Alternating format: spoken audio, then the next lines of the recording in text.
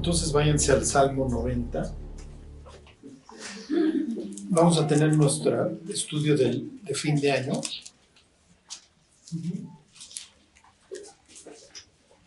Vamos a acabar con... Pues este es mi favorito para acabar el año.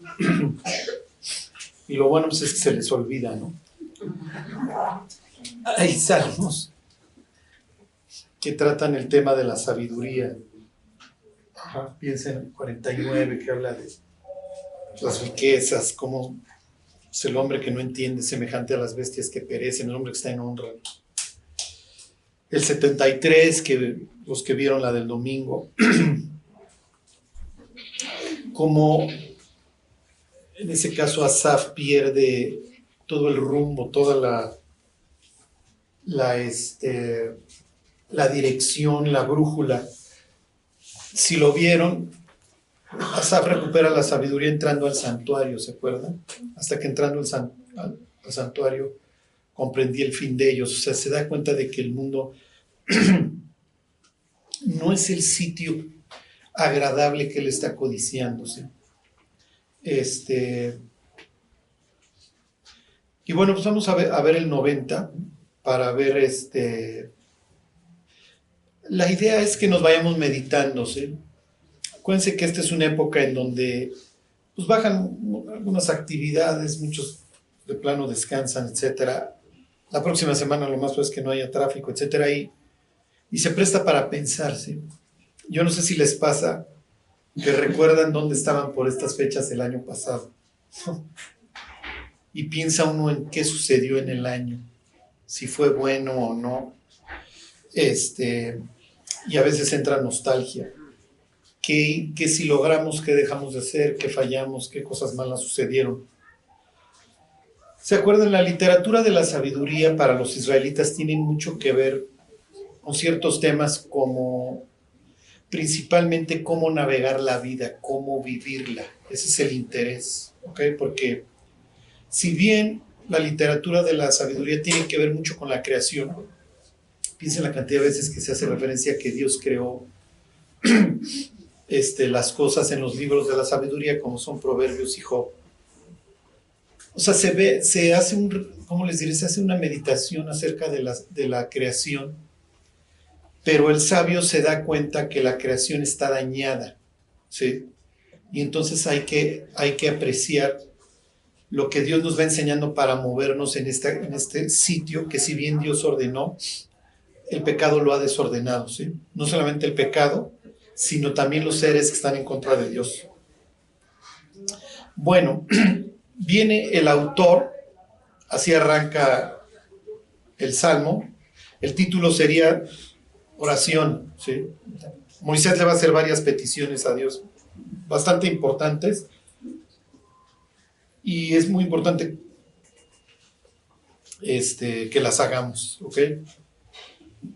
Yo desde hace muchos años las empecé a hacer, y no se trata de repetir como los gentiles, ¿no? Creyendo que por la vana repetición seamos escuchados, pero es muy sensato lo que Moisés le va a pedir a Dios en su oración, ¿ok? Luego viene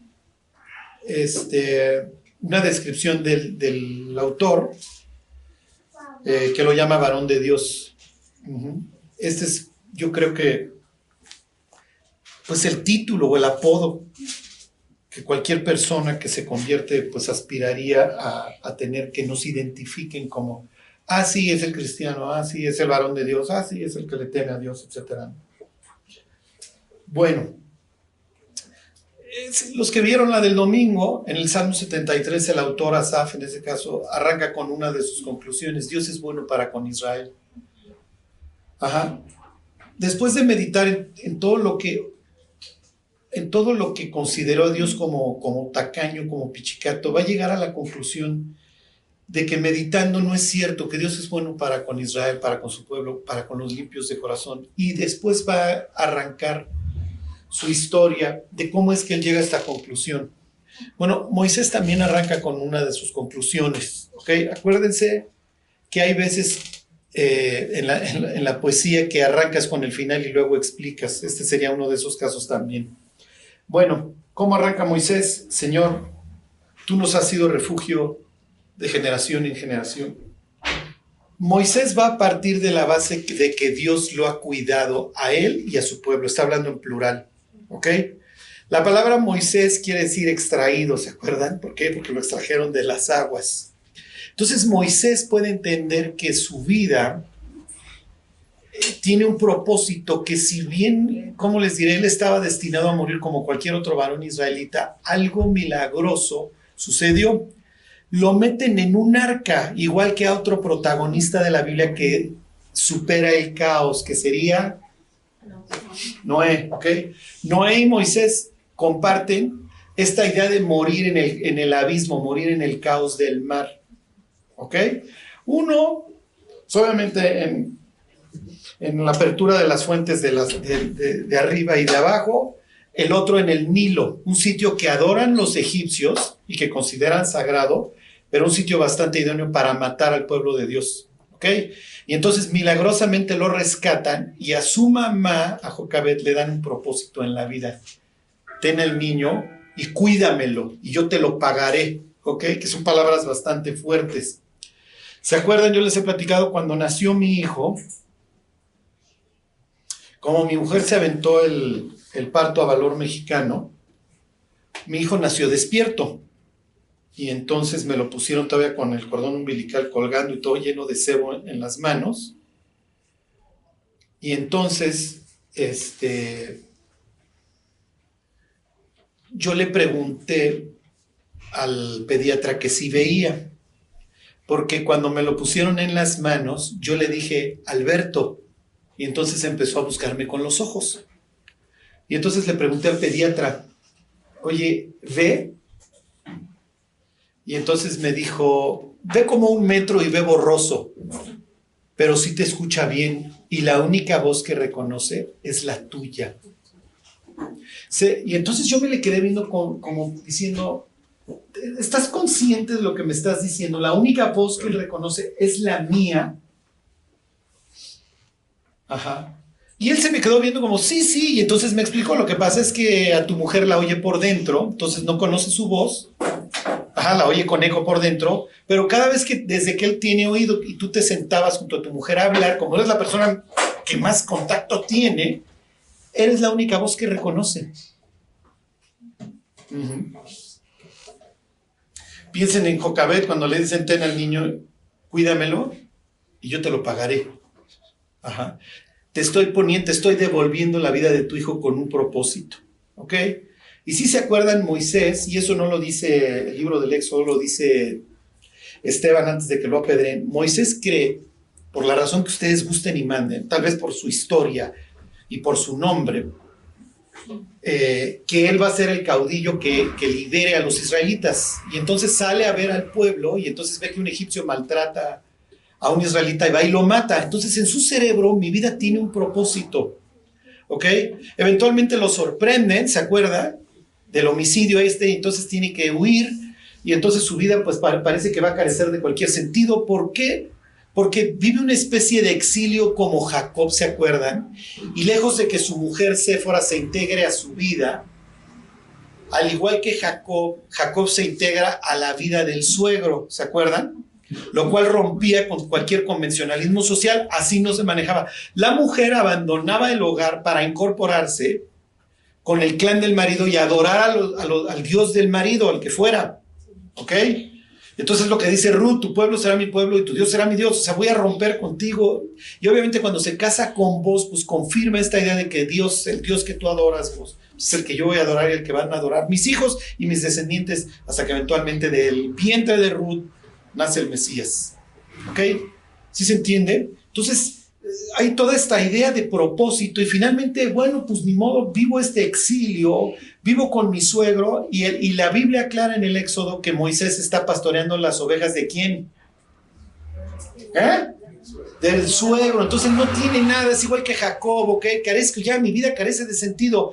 Y la historia también nos cuenta que Moisés es mangoneado por la esposa, ¿ok? Moisés tendrá una idea del Dios israelita, lo que ustedes quieran, pero él no tiene ni siquiera la oportunidad de circuncidar a sus hijos. Al grado, sí recuerdan la historia que Dios está a punto de matarlo por eso. Y así de la nada, un día paseando en el desierto, en cualquier otro día paseando en el caos, ovejas que ni siquiera son de él, se encuentra a Dios ahí en un arbusto que se está incendiando. Entonces vuelve esta idea de propósito. ¿Ok? Yo te estoy llamando a algo, tú vas a ir a liberar a mi pueblo. Sí, pero ya son 80 años, Dios, y mi vida, y ya estoy convencido ahora sí de que mi vida carece de sentido. Me vale. Y entonces empieza un pleito entre Moisés y Dios, más o menos como el de Jacob con Dios. Pues vas, pues no voy, pues vas. Soy tartamudo. Bueno, pues entonces ahí está tu hermano. Al grado que finalmente Dios acaba moviendo a Moisés, y Moisés, lejos de disfrutar, eso lo aclara la carta a los Hebreos, de los deleites temporales del pecado, prefiere sufrir vituperios con el pueblo de Dios, deja toda la gloria que pudo haber tenido en Egipto y se va a vivir a un sitio caótico con un pueblo que lo quiera apedrear un día sí y un día también. Y en algún punto de su vida, Moisés va a escribir esta oración. Y lo primero que le va a reconocer a Dios es que a lo largo de todos estos años, Dios ha sido su refugio. ¿Quién los trajo hasta acá el día de hoy? ¿Sí? Y miren, muchísimos de nosotros hemos ido este año y algunos otros quejándonos, es que Dios, tú me estás quedando mal, es que Dios, mira todo lo que me está pasando, es que Dios.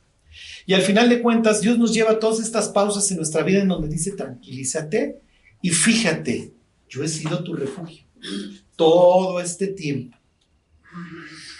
Piensen en el contraste entre Babel, hagámonos un nombre, y el caso de David, en donde Dios le dice a David, yo te he dado un nombre. Tú no eras nadie, yo te traje de detrás de las paridas y yo te he dado un nombre. Hoy la gente sabe quién eres, David. Tienes una fama, tienes un nombre, pero yo te lo he dado. ¿Sí se entiende? Lo primero que está haciendo Moisés es poner las cosas en claro. Dios, si estamos vivos, si cruzamos el desierto, si ya vamos a llegar o vamos en este trayecto, o apenas acabamos de salir de Egipto, no aclara cuándo lo escribe. Lo más probable, como lo vamos a ver más adelante, es que lo escribe al final del Éxodo, ¿ok? Y le va a pedir cosas para la tierra prometida. Bueno, versículo 2, antes que naciesen los montes y formases la tierra y el mundo. La palabra aquí sería olam, desde la eternidad o para siempre, desde la eternidad y hasta la eternidad, tú eres Dios. Ok, Moisés va a introducir ciertos temas, uno de ellos la eternidad. Hay algo después de la muerte. ¿Ok? Y introduce el tema de la creación. Así lo entendemos nosotros, la creación. Pero acuérdense que ellos no entienden tanto pues, que Dios hizo las cosas, sino que más bien Dios ordenó el caos, ¿se acuerdan? Por eso es que tiene esta expresión de que los montes nacieron. ¿Qué implica que los montes nacieron? ¿Qué creen? Se despierten los que están dormidos. ¿Por qué dice Moisés esta expresión? Antes que naciesen los montes y formases la tierra. ¿De dónde surgió la tierra? Sí, ¿cómo se representa el caos? El agua, exactamente. Entonces las aguas se están separando, unas van para allá, otras van, y entonces empieza a surgir la tierra, ¿se acuerdan? Y dijo Dios, sea la luz, y luego sepárense las aguas de las aguas, y entonces luego, ¿qué es lo que viene? La tierra firme. Ok, Moisés está haciendo referencia a la forma en la que Dios ordenó el caos. ¿Ok? La literatura de la sabiduría tiene que ver con la creación. Si tú no consideras la creación para efectos prácticos en la mente antigua, tú eres un inútil, tú no eres sabio, porque tú crees que todo es accidental. Piensen, hace rato estaba yo en una librería, en el libro del origen de las especies. A los ojos de Moisés, que está escribiendo este salmo, Darwin sería un inútil porque le diría, tú crees que todo es producto de la casualidad y eso está mal. Tú partes, o nosotros le diríamos a Darwin, tú partes de que existe la información sin fuente, de que tú te puedes estar echando una sopa de letras y te va a salir tu nombre. No es cierto. No es cierto. La creación, hoy lo entendemos, está hecha de información y no hay información sin fuente. Sí, pero ¿cuál es la idea? Vamos a negar la existencia de un Dios. ¿Por qué? Acuérdense. Si Dios existe, eso implica tres cosas. ¿Qué implica? ¿Alguien se acuerda? Si Dios existe, ¿qué? ¿Soy qué? Sí, soy una criatura, sí. Pues soy responsable. ¿Ok? Quiere decir también Pues que la persona que me hizo ha de querer establecer una relación conmigo. Y número 3 quiere decir que Dios me creó con algún propósito. Responsabilidad, propósito y relación. Esas 3 cosas van atadas a la creación. Si Dios no existe, entonces no hay relación con un creador, no hay propósito en la vida y no hay responsabilidad delante de nadie. Y entonces, ¿qué está bien y qué está mal? ¿Qué está bien y qué está mal? Yo les pregunto. Si no hay un Dios, ¿qué está bien y qué está mal? Lo que el hombre diga, ¿no? Lo que el hombre diga, lo que el Congreso diga, lo que Alito diga, lo que diga la FIFA. Ajá. Eso es, ellos son los que van a determinar qué está bien y qué está mal. Nuestros legisladores, nuestra élite, los dirigentes de los partidos, lo que ustedes quieran. Ellos determinan qué está bien y qué está mal. Esto es caótico. Y dependiendo de su humor, ¿no? Y dependiendo, o de la lana que quieran.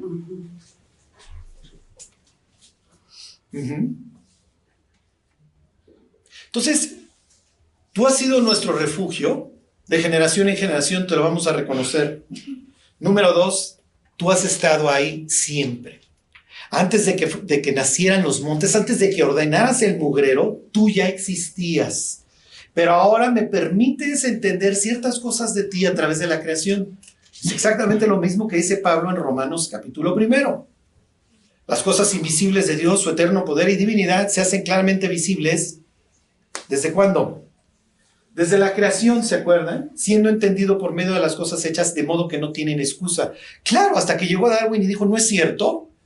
¿Cuál creación? No hay nada que atestigue la existencia de que a alguien se le ocurrió el iris, el tímpano, el hígado, el cielo, el mar, los peces, las escamas. ¿No es cierto? Sí, a las abejas, pues algún día se les ocurrió, pues, hagamos miel, muchachas, ¿sí? Y organicémonos en hexágonos, ¿por qué no? ¡Ey, ¿por qué no triángulos? Hexágonos, ha de haberles llamado alguna de las abejas. Esto es ridículo, pero los seres humanos, nos dedicamos todos los días a negar la existencia de Dios. Y eso nos desquicia, por eso el ser humano está tan enfermo. Nosotros en el siglo XXI no nos acostamos cuando oscurece. No nos levantamos escuchando así, ay, está saliendo el sol y están los pájaros. Yo en el Distrito Federal ya ni existen las aves, ¿sí? Ya se murieron todas. Estos ritmos que Dios estableció en la creación no nos dicen a nosotros absolutamente nada. Hey, somos modernos. Además, todo es reacción química, ¿sí? Cuando te mueres simplemente exhalas, terminas y se acabó tu ciclo. Oye, ¿cómo se formó el niño en el vientre de la mujer? O sea, finalmente el cereal que se comía la señora, pues le formó las terminales nerviosas, los ojos, etc. Algo milagroso está sucediendo allá adentro. ¿Tú crees que esto sucede por casualidad? ¡Claro! La persona que rechaza a Dios tiene que estar pensando en algunos elementos como son la casualidad y toneladas de tiempo. Y eso te genera vida. ¿Está bien? Te genera una vida desquiciada, obviamente, y es lo que hoy estamos viendo. Número 3, vuelves, ¿se acuerdan? Esta es la palabra shub. Vuelves al hombre hasta ser quebrantado y dices, nuevamente se utiliza la misma palabra, shub, volveos hijos de los hombres. La Biblia dice, aquí lo que está diciendo Moisés es que eventualmente tú regresas a encontrarte con el hombre, cuando muere, cuando es quebrantado. Pero en el inter, tú le vas diciendo al ser humano, regresa. Está hablando de un ser humano cuya vida eventualmente termina y que en el transcurso de su vida es invitado por Dios a regresar. ¿Ok? Moisés está hablando del sentido de la vida. Es lo que dice Pablo ahí en Hechos 17, para que busquen a Dios y en manera alguna palpando puedan hallarlo, aunque ciertamente no está lejos de cada uno de nosotros. Y luego aclara lo que es la vida, ¿ok? Fíjense, Dios y el ser humano no tienen los mismos conceptos acerca del tiempo, ni se rigen por los mismos cronómetros. Dice, porque 1000 años delante de tus ojos son como el día de ayer que pasó y como una de las vigilias de la noche. Para Dios 1000 años son así. Las vigilias duraban, según el pueblo que tuvieras, para los romanos duraban 3 horas, tenían 4 vigilias, ¿ok?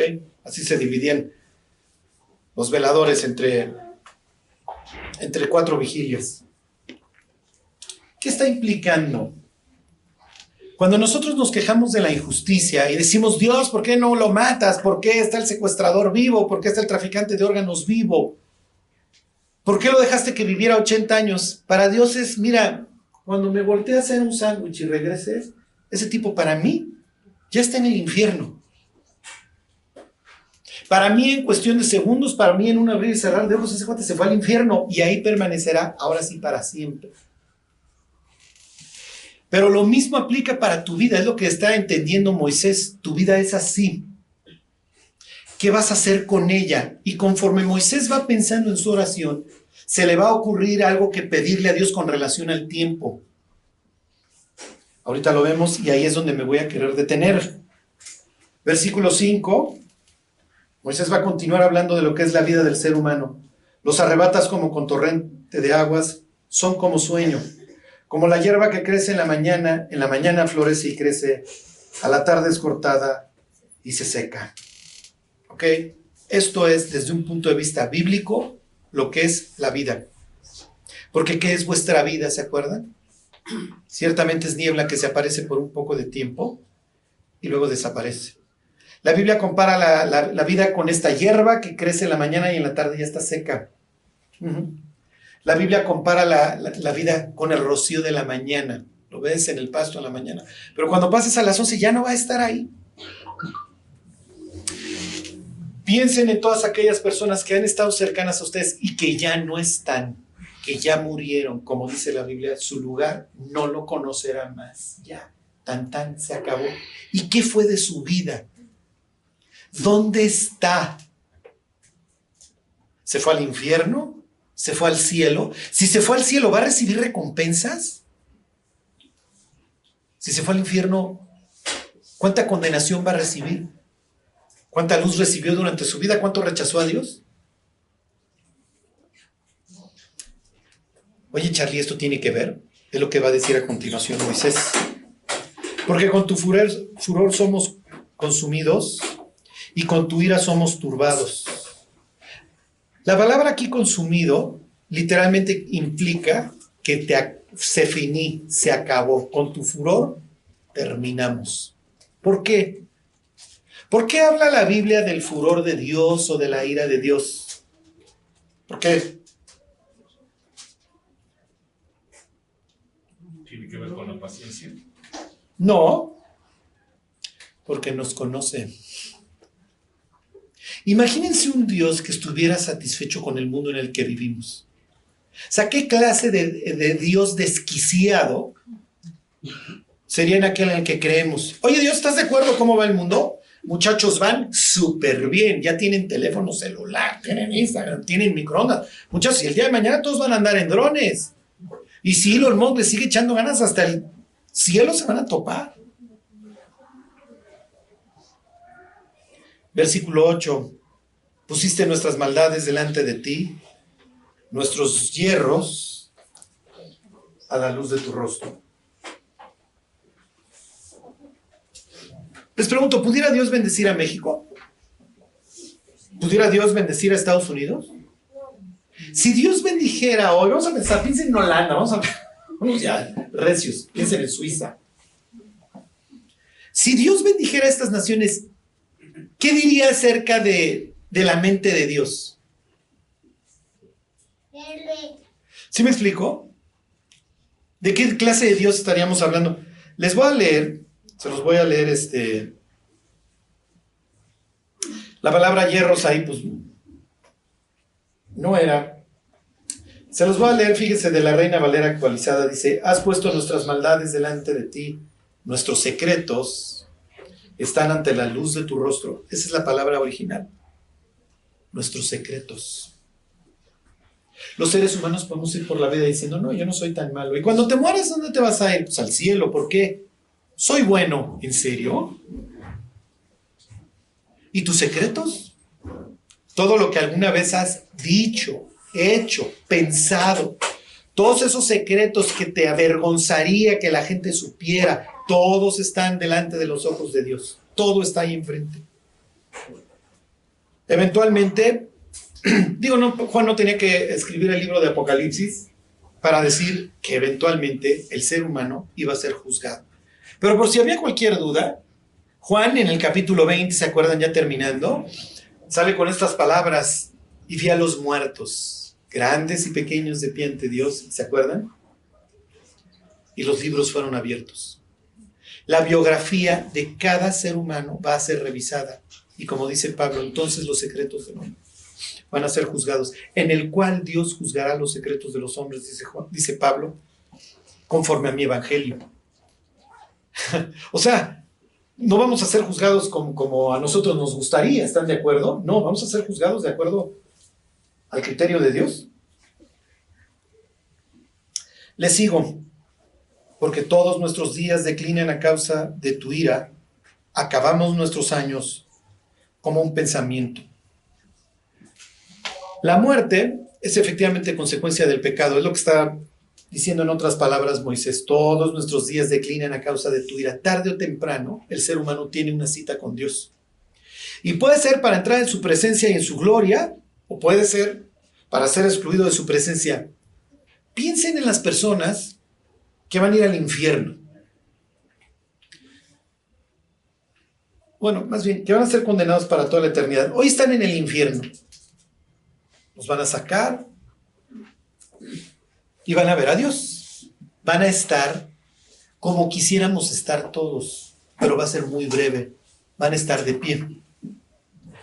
Entonces, imagínate estar de pie delante de Dios, ver el trono y ver la gloria de Dios. Te acaban de sacar del infierno. Vienes de un sitio de vergüenza.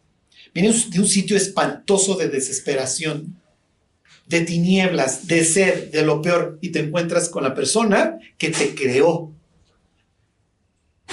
Y ahí estuviste tapando el sol con un dedo toda la vida. Dios no existe, Dios no existe, Dios no existe. Viva Darwin, viva Darwin. Darwin tenía razón, somos accidente cósmico, somos accidente cósmico.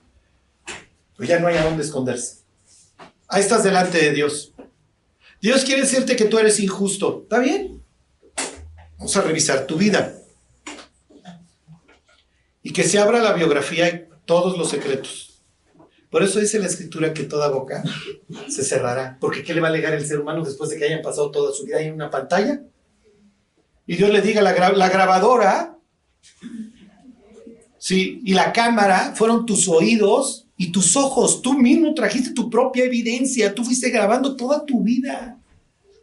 Todo está ahí guardado. No se ha escapado nada. Y entonces eso lo dice el Salmo 51 y luego lo cita Pablo. Dios va a ser puro en su juicio. Dios va a triunfar en ese sentido. ¿Tendría Dios que juzgar al ser humano? No lo tendría que hacer, pero por respeto a su creación, mira, pues te voy a demostrar mi cuenta. No lo tendría yo que hacer. Cuando yo estudiaba Derecho en el Código de Procedimientos Civiles decía que los hechos notorios no están sujetos a prueba. O sea, no tienes que probar que tembló en el 85. Oye, probar que el ser humano se porta mal. ¿En serio? Está bien, vamos a probar hechos notorios, diría Dios. Pero tú traes tu propia evidencia, ¿eh? Yo no te voy aquí a sembrar pruebas.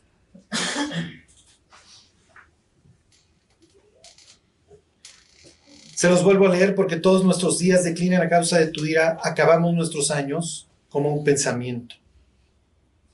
Si se fijan, aparte de esta idea de que Dios es nuestro refugio, de ahí Moisés se arranca a unos pensamientos muy sombríos. Se presenta la vida de forma espantosa. O sea, Dios nos está viendo, Dios no está contento. Es natural que Dios tenga ira.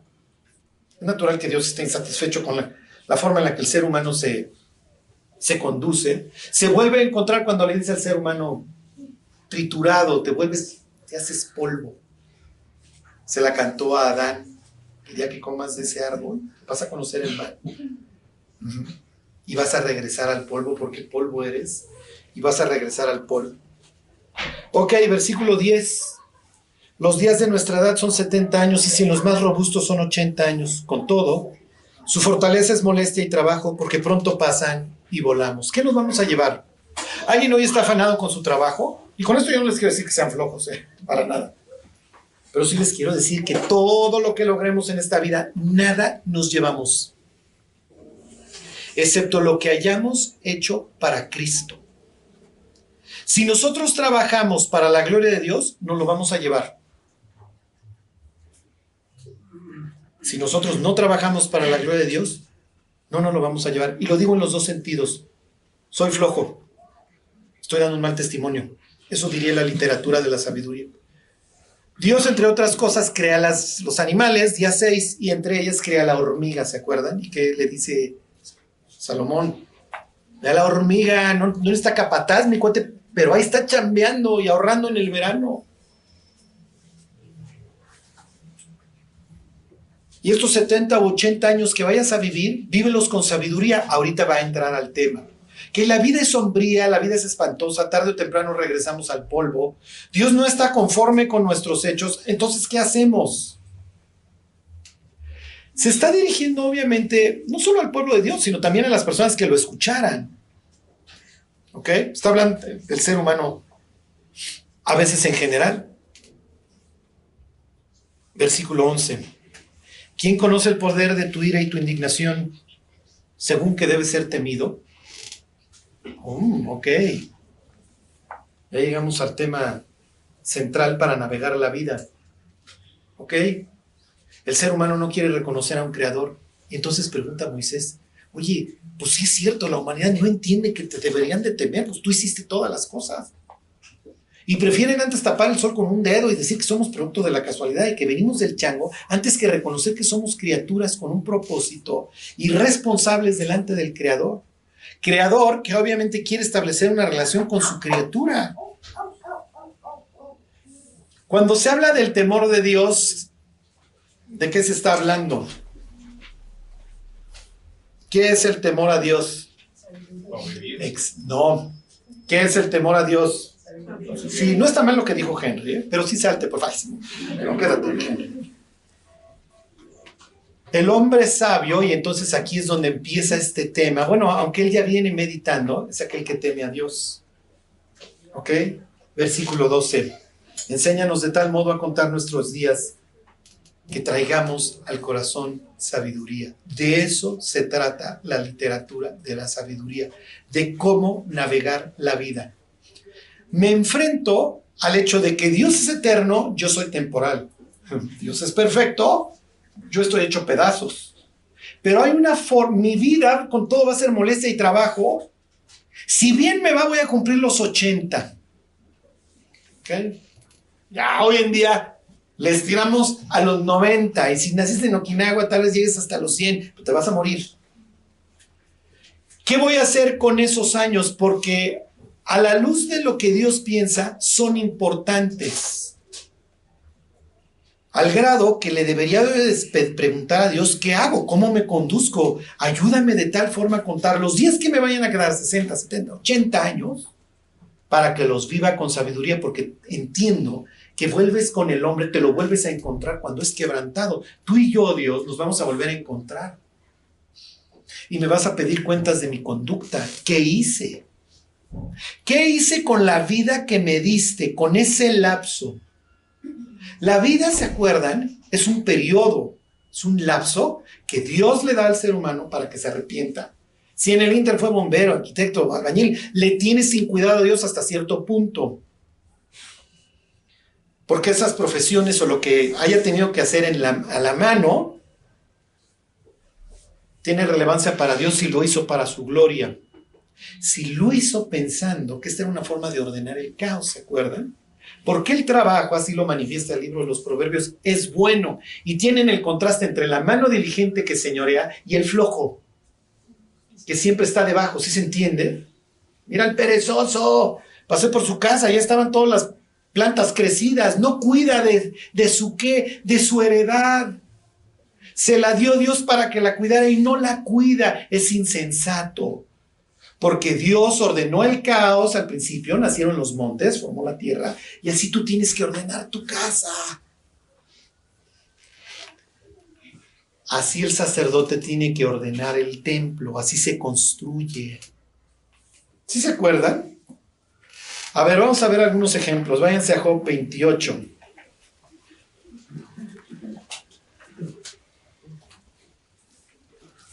Váyanse para la izquierda.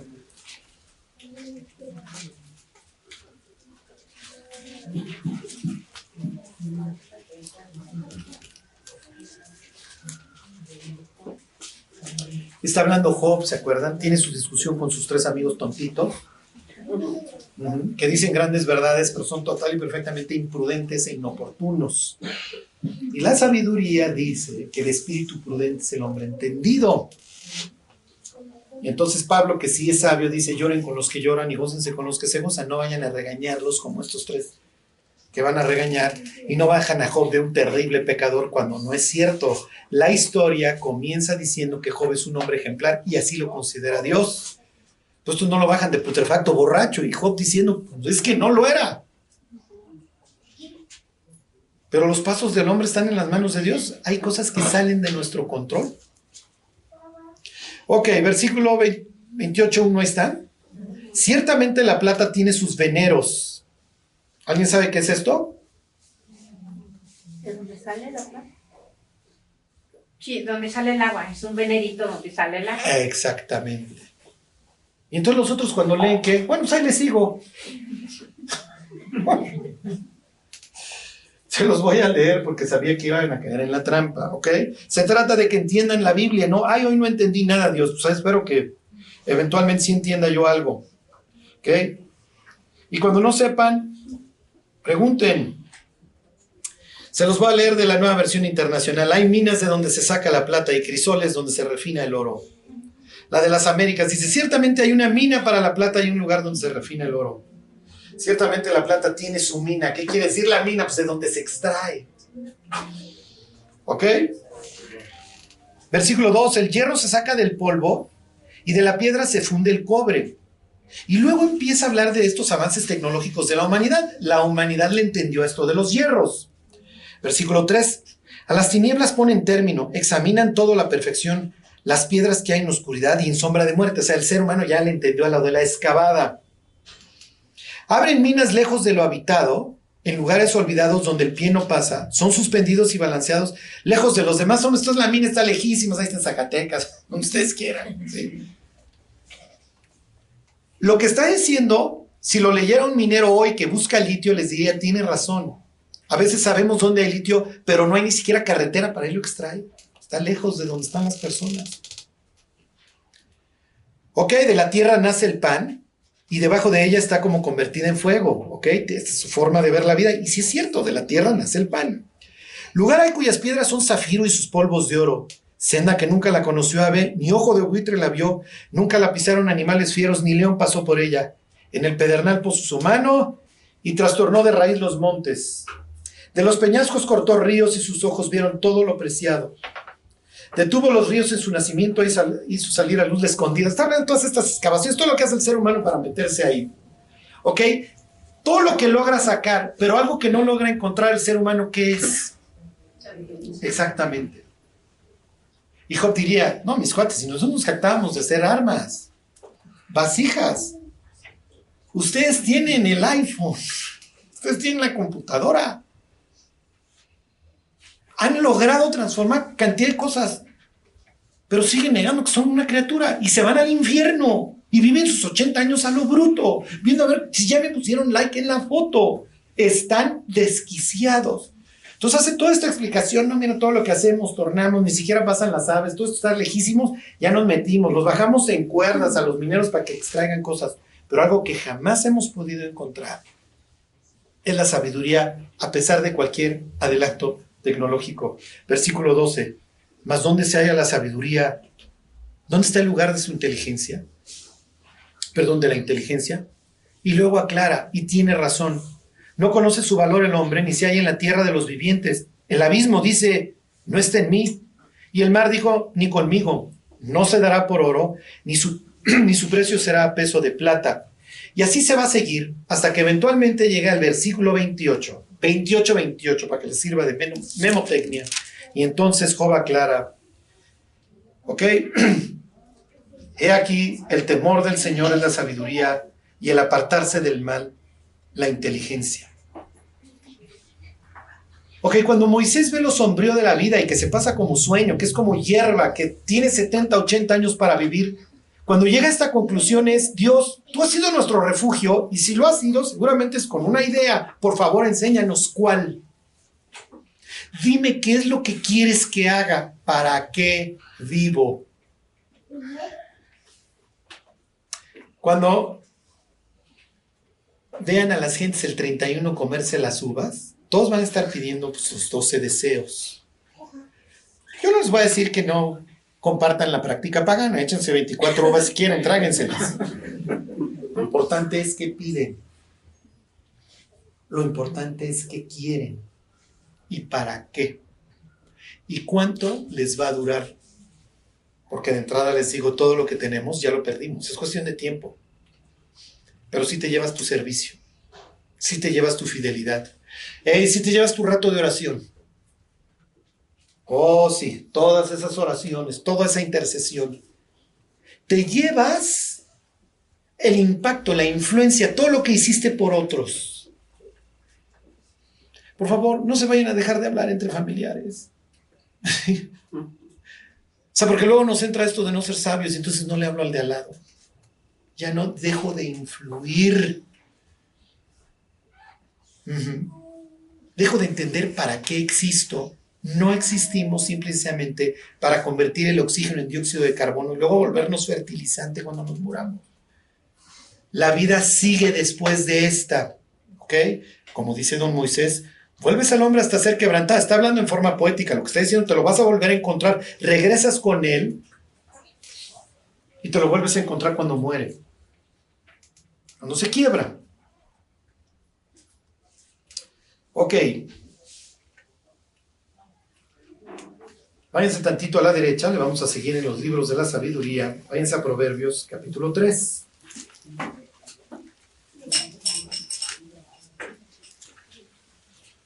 Moisés reconoce que Dios es antes de todas las cosas, pero luego entiende que la sabiduría de Dios tuvo que haber intervenido para ordenar el caos y entonces nacieron los montes y formó la tierra. Las aguas fueron separadas, etcétera, etcétera. Ya no va a narrar Génesis capítulo 1 completo, pero lo está trayendo a la memoria de los lectores. ¡Hey! Dios ordenó el caos. Entonces el sentido de tu vida es ordenar el caos. De eso se trata la vida. Ordenar el caos propio, el desorden y el desorden de las personas que nos acompañan en este trayecto que llamamos vida. Y en la medida en la que nosotros hayamos ordenado lo que está en desorden, recibiremos recompensa. Los judíos entendían, ¿se acuerdan?, que la caída de Adán interrumpió el descanso de Dios. Y entonces volvió a haber caos, el desorden. Y entonces Dios tuvo que lanzar su plan para reordenar el mugrero que había generado la caída de Adán. Lo que vemos después de la caída de Adán, que es el homicidio, el exilio, ¿ok? La mezcla de dimensiones, ángeles con humanos, y entonces la creación de una familia que Dios no planeó en Génesis 1:26. Los caídos, los gigantes. Entonces viene el caos y las aguas que habían sido separadas se vuelven a confundir, ¿se acuerdan? Porque se abren las ventanas del cielo y los abismos de la tierra y entonces eso que Dios había separado se vuelve a confundir, entonces vuelve a reinar el caos. En Génesis 1:2 el Espíritu de Dios se mueve sobre la tierra y la palabra para espíritu es la misma que se utiliza para viento. Tanto en Génesis 1:2 como en Génesis 7, en donde dice que Dios mandó un recio viento que empieza a secar la tierra. Es lo mismo. Se baja la humanidad y ¿qué es lo que va a continuar? Nuevamente el caos y ahora nos sublevamos contra ti. Jesús un día, ¿se acuerdan? Sana en sábado y entonces le reclaman y les dice, a ver, relax mis cuates, mi padre está ahora a trabajo y yo también trabajo. Y entonces le entienden que él se está haciendo igual que Dios porque Dios desde la caída de Adán está trabajando para restaurar esto. Y cuando Jesús dice que él puede trabajar el día que se le pegue la gana, como su padre se está haciendo igual que Dios, porque, a ver muchachos, me tienen chambeando. Y cuando le doy vista al ciego, cuando limpio al leproso, cuando levanto al tullido, lo que estoy haciendo es restaurar el desorden, porque yo creé al ser humano para que viera, para que caminara, para que no se pudriera. ¿Sí se entiende? Y entonces eso es lo que luego le delega a cada uno de los cristianos. En aquel entonces su pueblo, hoy a nosotros, restaura lo que está destruido. Tu vida y la vida de los que te rodean. Si te doy familia, olvídate aún más. Si te doy cónyuge, más. Si te doy responsabilidad espiritual, olvídate, más. Porque te vas a dedicar a trabajar en las vidas de otras personas para que se vayan ordenando, para que alcancen esa sabiduría y entonces puedan navegar de forma correcta la vida. Ok, va a hablar de la sabiduría. A ver, desde el 18 se los leo. Dice, ella es árbol de vida a los que de ella echan mano. Ok, acuérdense que el ser humano no tiene acceso al árbol de vida. Su única forma de regresar es a través de la sabiduría. El hombre sabio regresa con Dios. ¿Ok? El simple, el necio, se mantiene en el exilio. Ok, bienaventurados son los que la retienen. Y luego van a venir 3 palabras. Jehová con, número 1, sabiduría fundó la tierra, afirmó los cielos con, número 2, inteligencia, y con su ciencia, número 3, los abismos. Ahí está esta idea de las aguas fueron divididos y destilan rocío los cielos. Como Dios ordenó las aguas, las de acá y las de allá, las separó. Ahora tenemos un rocío que no nos ahoga como a Noé. ¿Lo entienden a qué está refiriendo aquí el sabio? Dios trajo el orden. Ya, no vivimos en el mugrero. Piensa una persona que desobedece a Dios, ¿dónde acaba? Sí, en el abismo. ¿Se acuerdan de Jonás? Cuando Jonás decide no arreglar el caos al oriente, él acaba cayendo en su propio caos. El cristiano que abdica esta misión de arreglar el caos, cae en él. Indefectiblemente, no hay vuelta atrás. Ok. ¿Ya vieron? 3 palabras. Inteligencia, conocimiento y sabiduría. ¿Ok? Esas 3. Así hizo Dios el mundo. Ok, ¿cómo representaban los israelitas el cosmos? Los cielos, la tierra. ¿Eh? Bueno, sí, por eso dice que los afirmó firme. En su mentalidad, esto es firme. Es el firmamento. Ok, pero ¿cómo se representa el cosmos en la tierra? No, o sea, el mundo, ¿cómo lo representaban? Plano.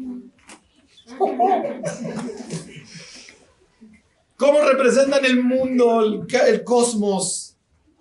¿A través del qué? Del templo, exactamente. Para los antiguos, el tabernáculo representa el cosmos. Y el cosmos se divide en 3. Por eso Pablo ascendió hasta qué cielo. Sí, no es este y luego Andrómeda. En su cerebro el cosmos es tripartita. Entonces tengo el atrio, tengo el tabernáculo y el tabernáculo tiene hasta atrás otro. ¿Ok? Entonces tengo 3. Cuando Pablo dice ascendí hasta el tercer cielo, quiere decir que se metió a la casa, entró al templo. ¿Cómo estás, Dios? A ver qué me vas a decir. Pues dile a los gentiles que también son coherederos y a Dios la pared intermedia de separación y todas estas cosas, bla, bla, bla. Ok, entonces el cosmos, aquí nos dice que se hizo con inteligencia, sabiduría y ¿qué? Sabiduría, inteligencia y ciencia. Ok, a ver, váyanse. Éxodo 31. Dios le va a enseñar a su pueblo cómo llevarse. Entonces le va a decir, mira, yo hice todo esto que ves, yo lo hice. Pero como no te puedo traer hasta el cielo, sumo sacerdote, vamos a hacer una representación del cosmos. Y como yo hice el mundo y afirmé los cielos con 3 cosas, sabiduría, inteligencia y ciencia, yo voy a llenar a unas personas que se llaman Betzalel, que quiere decir en la sombra de Dios. O sea, Dios me está viendo y por eso está la sombra. Y Ojeliab, Ojel, casa o tienda a papá, que no es casualidad los nombres de estos 2 cuates. Entonces, como yo hice así el cosmos, yo tengo que llenar con esas 3 mismas cosas a los que van a hacer el tabernáculo. Ok, 31:1, ahí están. Sí. Habló Jehová a Moisés diciendo, mira, yo he llamado por nombre a Betzalel.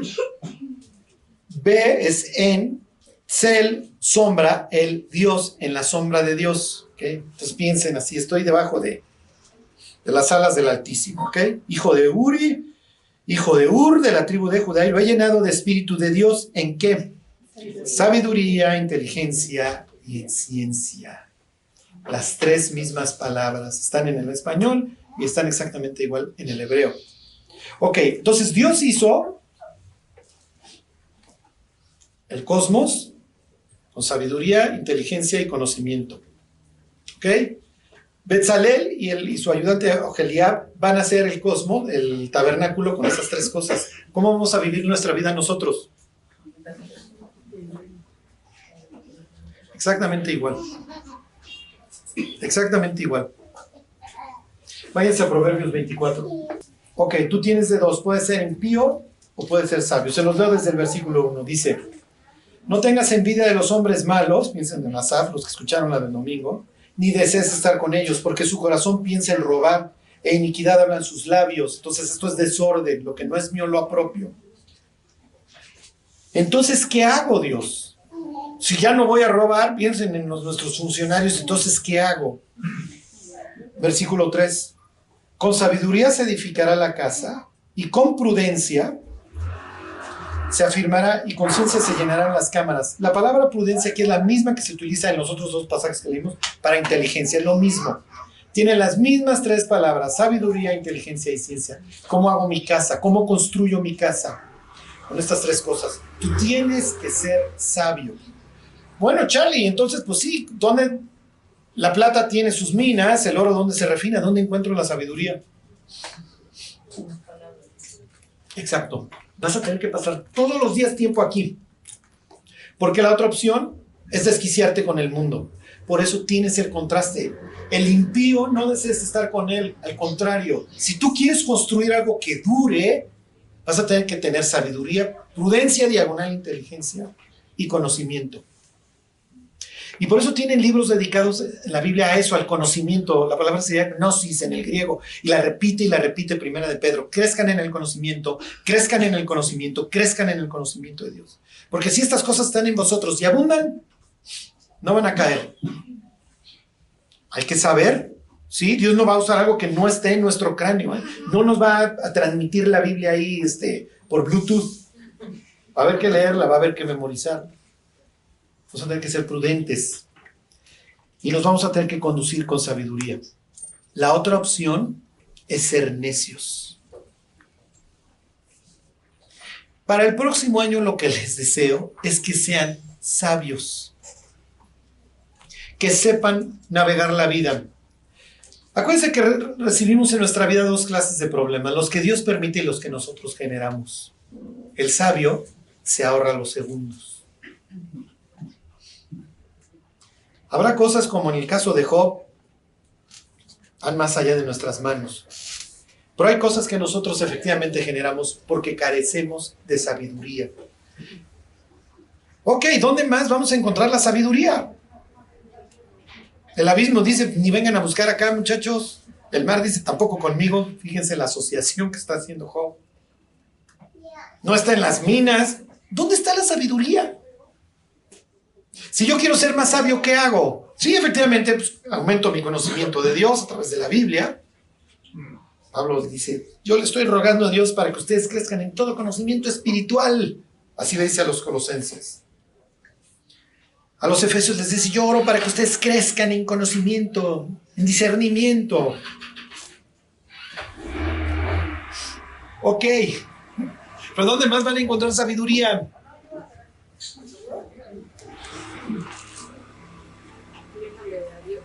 ¿Eh? Exactamente. En la oración. Moisés.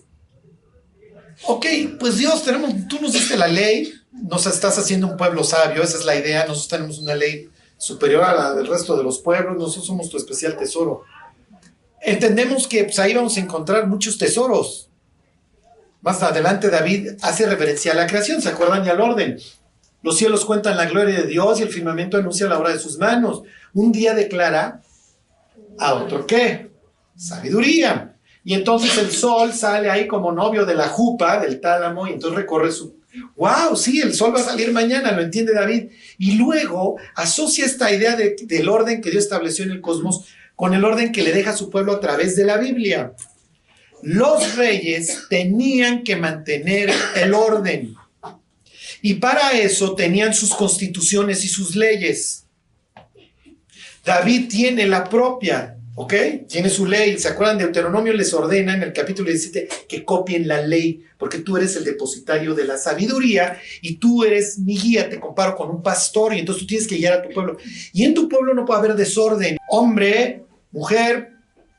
La palabra es kadosh, la palabra es santo. Estaban dedicados a los cultos paganos de la fertilidad y entonces esto no puede ser. Porque el que nos da de comer es Dios. Entonces no tenemos que estar llevando a cabo ningún evento de este tipo. Piensen en los reyes israelitas, se califican si hicieron bien o no según el orden que hayan mantenido en el pueblo. Y tienen reyes, piensen en el peor, Manasés, que son un desastre, que atiborran de sangre al pueblo. Ok, regrésense al Salmo 90. Y si alguno tiene falta de sabiduría, que pídale a Dios. Exacto. Entonces la conclusión sería que la fuente de la sabiduría es Dios. Y Él está dispuesto a darle al ser humano que se la pide. Es lo que dice, el cual da a todos abundantemente y no le reprocha y no le reclama. A ver, bruto, pues ya deberías de saber. No, tú me pides sabiduría y yo te voy a dar. Pero me vas a tener que buscar. ¿Cuál es el ejemplo máximo de alguien que le pidió a Dios sabiduría? Salomón. Como no me pediste victoria sobre tus enemigos ni riquezas, te voy a hacer el hombre más poderoso y más rico. Porque me pediste sabiduría, porque lo que querías hacer es conducir bien al pueblo. Acaba siendo un desastre, pero pidió bien al principio.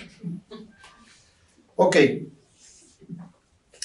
Vienen las peticiones, se las recomiendo ampliamente para el próximo año. Versículo 12.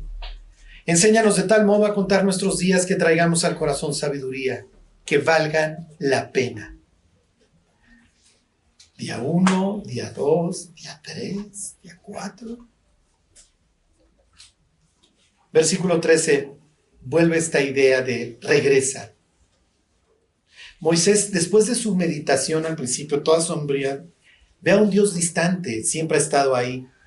Pero bueno, ya lo reconocí como un refugio, sí, pero no me sirve. Yo quiero un Dios personal, yo quiero una divinidad a la cual me pueda yo acercar.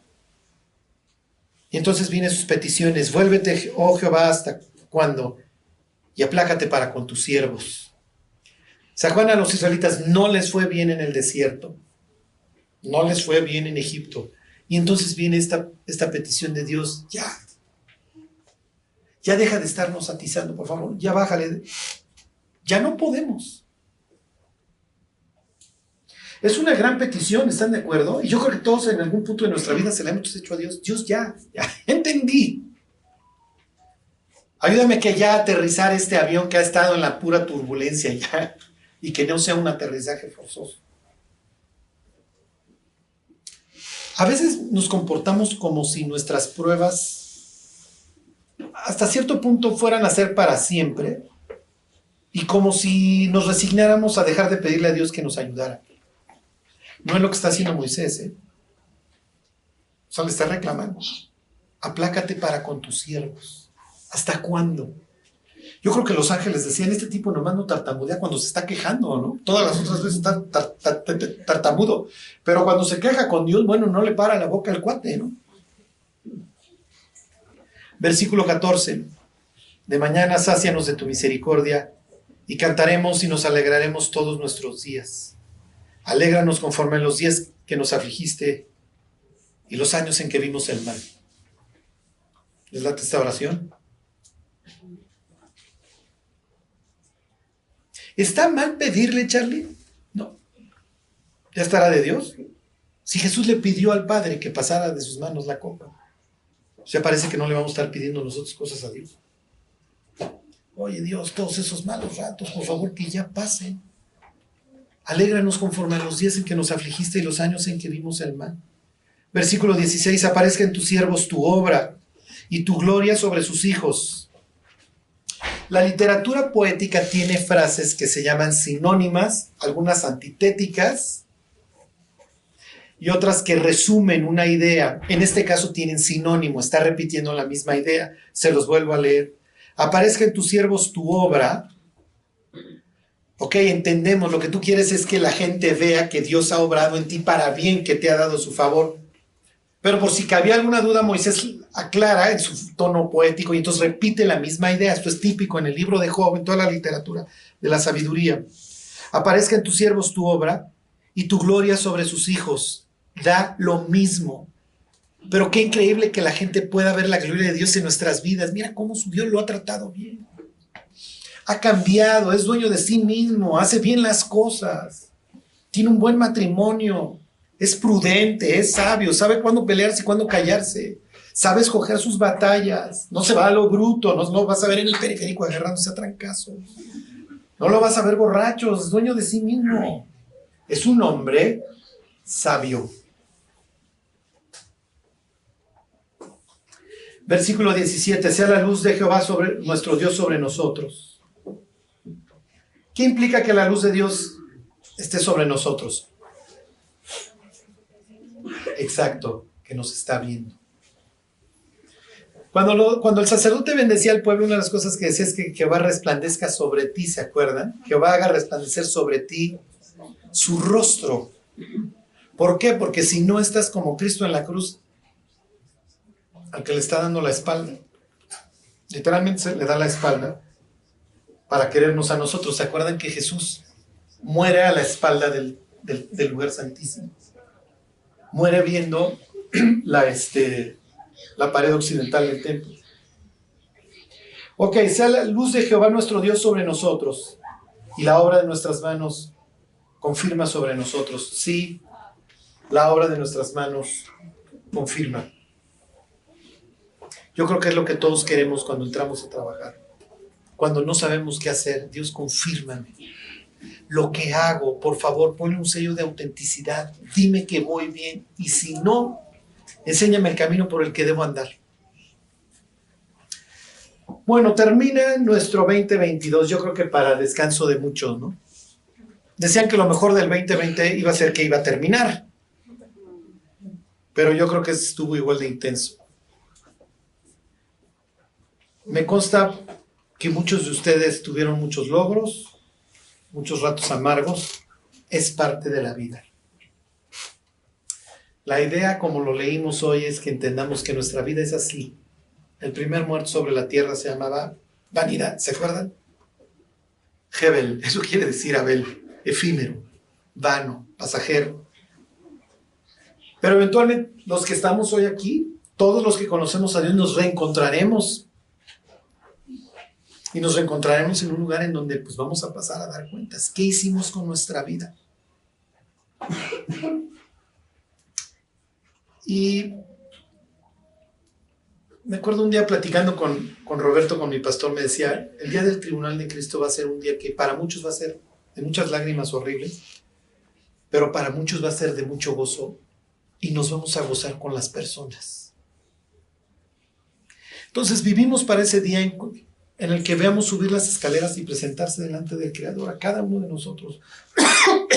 A ver qué hicimos. Y cuando haya recompensas, pueden estar seguros que todos nos vamos a gozar unos con otros, porque, oye, íbamos al mismo lugar. Nos congregábamos en el mismo sitio. ¿Cómo se va a hacer nuestra iglesia? Con sabiduría, con inteligencia y con conocimiento. Vamos a tener que ser prudentes. Nos vamos a tener que tolerar unos a otros. Nos vamos a tener que querer unos a otros. Porque la iglesia es presentada en la Biblia como la esperanza del mundo. Así la presenta el Apocalipsis. Eres literalmente el candelero. Y si tú dejas de brillar, dejas un mundo en tinieblas. Y Betzalel y Oholiab, como se llamaba el ayudante, construyeron con sabiduría, inteligencia y conocimiento el tabernáculo y lo terminaron muy bien. Y Dios se metió. Pienso que los cristianos hemos perdido esa ambición de ir por más, de que se conviertan las almas, de regresar a nuestras raíces, así, de volvernos a gozar viendo a los incrédulos venir al conocimiento de Dios, de volverlos a enseñar, decir, ya me memoricé tal, ya leí la Biblia este año X veces, gané un alma, ya invité, lo tenemos que volver a lograr. Tenemos que pedirle a Dios que nos recuerde que nuestra vida es efímera y que nos traiga sabiduría para todos los días que nos vaya a dejar aquí, sean muchos o sean pocos. Y les voy a dar una mala noticia, igual el Cristo no viene el próximo año, ni en 2030, ni en 2040. Porque a veces estamos como volteando a ver al árbitro, ya pita, ¿no? Ya pita. Igual y el árbitro, si no, tiempo de compensación, 30 minutos, échenle ganas, muchachos. Pero eso finalmente somos y tenemos que considerar lo que somos. Y Dios está esperando un pueblo sabio. No está esperando un pueblo remilgoso, flojo, que no le habla a sus parientes. Tenemos que ir más allá. Al final del día somos la luz. Y así Dios nos va, el día que, como dice ahí, te vuelves a encontrar con el hombre cuando se termina, cuando es quebrantado. Algún día dejaremos de ser y nos presentaremos delante de Dios y Dios nos va. ¿Qué tan sabio fuiste? ¿Qué tanto ordenaste? Y sobre eso te voy a calificar. Porque yo cumplí mi parte, yo fui tu refugio todo el tiempo. Yo te cuidé. Yo fijé mis ojos sobre ti. Bueno, pues vamos a orar, vamos a darle gracias a Dios por este año que termina y a pedirle que nos guíe y nos haga sabios para el próximo. Y acuérdense, lo más importante es que el próximo año, si no estamos en la presencia de Dios, aquí nos vemos. Echando el bofe otra vez, pero aquí nos vemos. Señor, te queremos dar gracias por todo lo que hiciste este año en nuestras vidas. Gracias, Dios, por todo lo que nos enseñaste, por lo que permitiste. Dios, ahora que acaba ayúdanos a ser sabios para el próximo, a cumplir tu propósito, Dios. A que alcancemos nuevas metas, a que fijemos los ojos nuevamente en las cosas de arriba, Dios, en cosas más altas. Ayúdanos, Dios, a que así sea. Bendice esta iglesia, Dios, multiplícala y que tú te puedas gozar con ella y que pueda iluminar un mundo que está en perfectas tinieblas. Te lo pedimos, Dios, en el nombre de Jesús. Amén.